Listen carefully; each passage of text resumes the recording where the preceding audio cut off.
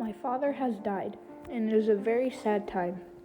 I have now buried him and covered him with lots of rocks so that animals will not feed on him or that anyone can dig him up. This brings me to my first artifact, a pile of rocks. They represent Afghanistan and burials of the deceased.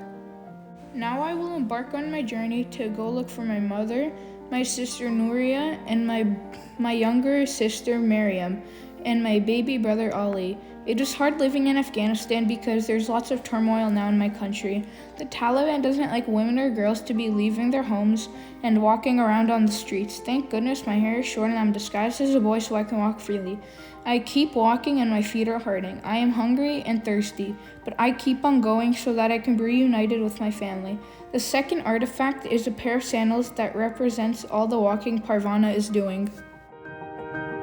The night came and I became tired. I stopped and found an abandoned mud hut. This tiny village was in ruins. It must have been bombed. There had been a war in Afghanistan for the last 20 years. Someone was always bombing someone else. Lots of bombs had fallen on Kabul. Bombs had fallen everywhere. This brings me to my third artifact, a bomb. Morning had come. I had to hit the road again, but this time I heard a faint crying in the distance. I looked around and there was no one in sight but me. All I could see was a village that was completely ruined, but I continued to hear the cry. It must have been coming from the last house. I walked towards it, then I saw it.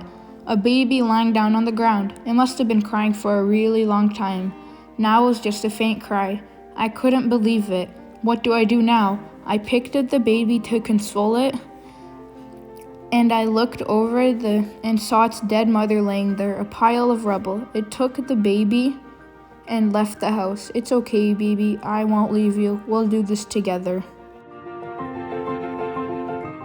Water was very hard to find at times on our journey, but all of a sudden I noticed a stream at the edge of the valley. I found a pot and brought some to a baby and I.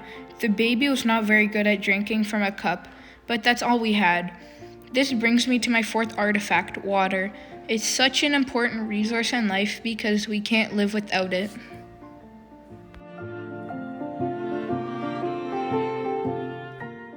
Oh no, we have to go. All of a sudden, I saw Taliban soldiers walking towards the village.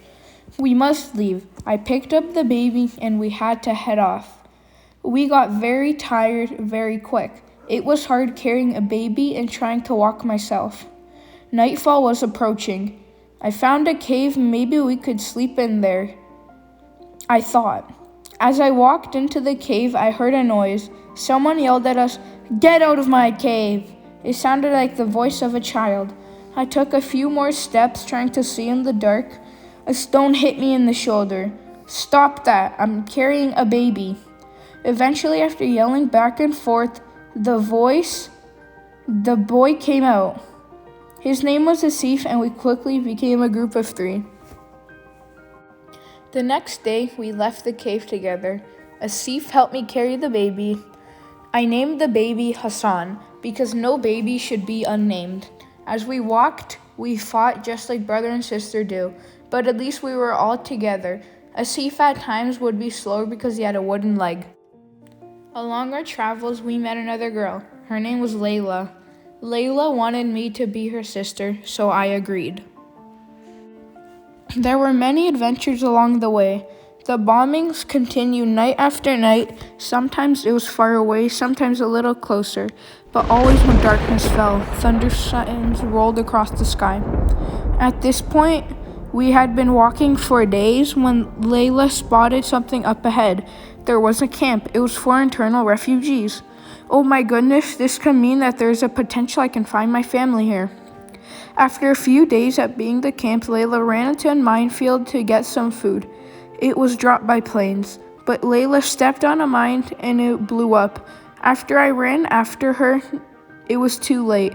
I picked her up and carried her back to the camp, but Layla had died. I was devastated and sad. Everyone gathered around us at the camp to see what happened. And all of a sudden, I noticed my mother.